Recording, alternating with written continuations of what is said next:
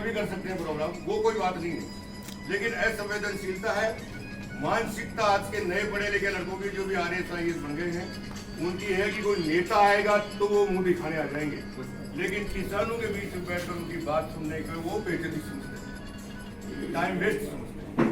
तो इसलिए अपन लोगों को ये भी सुनिश्चित करना है कि जो जिम्मेदार लोग हैं, जो सरकार की तनख्वाह लेते हैं, जो सरकार के नुमाइंदे हैं, वो आपकी बात सुनने के लिए मजबूर हो, आपकी पीड़ा सुनने के लिए मजबूर हो। हम लोग सरकार पलटना तो जानते हैं, लेकिन अपना भविष्य पलटना नहीं जानते। सरकार तो हम पलट देते हैं, गुस्सा हो गए, नाराज हो गए। आज आपने देखा होगा कि दूसरी जो पार्टियां जो राज कर रही है उसके समानांतर सामने जो पार्टी है वो कुछ भी काम नहीं करेगी तो भी वो जीत के सरकार में आएगी। क्यों? क्योंकि आप गुस्सा खा के उनको वोट दो। वो अपने कर्म करके नहीं आ रही, वो पहले वाला जो राज कर रहा है उसकी कर्महीनता से आ रही, और आप मजबूरी में दे रहे हो, फिर 5 साल आपको वही लोग वापस आके ठगेंगे। तो आप अपने क्षेत्रों में फिर बाद में जब चुनाव आएंगे, जाति धर्म पंचायत एरिया उसमें बढ़ जाएंगे।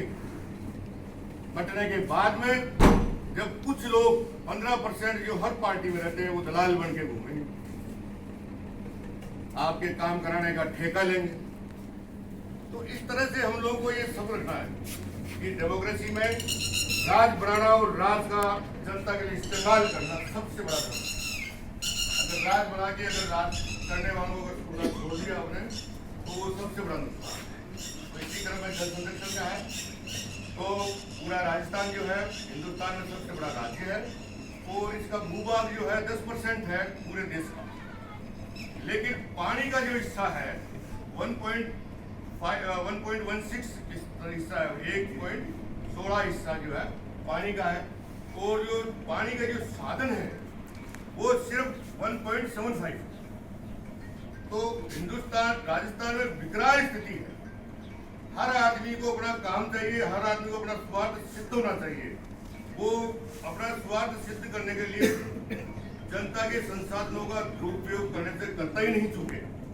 चाहे आप कितना भी समझाते रहो तो माइंड सेट को समझाना है कि ये जो जीवन है इंसान को जीने के लिए जो चीजें हैं वो प्रकृति ने व्यक्ति दी है, जल जंगल और जमीन हवा, ये चारों चीजें फ्री है, लेकिन आपने देखा होगा इनका अपन कदर नहीं करते। जो दूसरी चीजें भौतिक जीवन की जीने की चीजें उनकी ज्यादा कदर करते हैं, उनका ज्यादा महत्व है। बड़ी गाड़ी किसके पास है, चाय की जगह कॉफी कौन पिला रहा है, कोल्ड ड्रिंक का कौन पिला रहा है, ये चीजें अपनी मानसिकता ग्रह कर गई कि भाई इन्हीं से बड़े बनते। जो जीवन को जीने के लिए जरूरी है उन चीजों को ध्यान में रखकर और जो गैर जरूरी चीजें हैं उनका बहिष्कार करके, आज बता रहे थे वो मीना जी कि 4 क्विंटल दूध बेचते हैं, इन्होंने तो बहुत साधुवान का अच्छा काम किया, लेकिन गांव-गांव में जो ड्रम से दूध ले जाते हैं या डेयरी को देते हैं वो क्या करते हैं? दूध बेचकर चाय और बीड़ी का पूरा करते, मतलब स्वास्थ्य बेचकर बीमारी घटाओ, जिसकी कतई आवश्यकता नहीं है। तो मेरा निवेदन यह है कि इन चीजों से अपन सकारात्मक रूप से सोचेंगे तो निश्चित रूप से अपन नहीं तो अपन तो भुगत ले, लेकिन अपने आने वाली जो जनरेशन है, अपने आने वाली जो पीढ़ी है वो सही ग्रामीण संस्कार को रखेगी तो आगे जिनको हम लोग आगे भेजेंगे वो भी अपने लिए अकाउंटेबल और जवाबदेह रहेंगे। तो निश्चित रूप से अपने आने वाले जो बच्चे हैं उनका भविष्य सुनहरा होगा। अदरवाइज ये जल जमीन ये तीनों भी नहीं बचेगी और मानव जाति को ये खतरा उत्पन्न होने वाला है। तो आप सब लोगों को समझाना। तो मैं हमारी टीम के जो ग्राउंड वाटर डिपार्टमेंट के जो कुछ आए हैं अधिकारीगण, जो कर्मचारी हैं, एनजीओ से लगे हुए हैं, तो मैं उनसे निवेदन करूंगा कि आप जो पानी का वर्षा जल का संरक्षण किन तकनीकों से किया जा सकता है।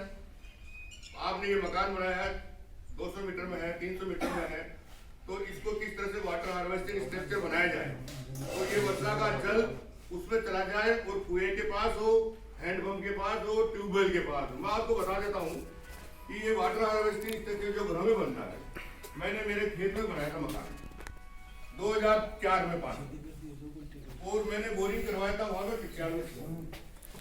तो वो वाटर हार्वेस्टिंग टैंक बना के फिर उसका जो वेस्ट पानी था वो कुएं में जाता था। आपको विश्वास होना चाहिए कि आप 30 साल में 20 साल तो ये हो गए और 10 साल 30 साल में एक स्प्रिंकलर भी पानी की कमी नहीं है। ये मेरा देखा हुआ है। तो ये सारी जो तकनीकें हैं किस तरह से हैं, तो ये अधिकारी लोग कर्मचारी लोग हैं तो ये आपको बताएंगे और आप इनसे कुछ सीखें। और कोई सुविधा नहीं होती हो, ये चीज बात का दावा करते हैं और वो चीज मौजूद नहीं मिले तो आप मुझको कह सकते हैं, मैं बिल्कुल आपको धन्यवाद। आपने जिन्हें मौका दिया मैं इनका बहुत बहुत आभार।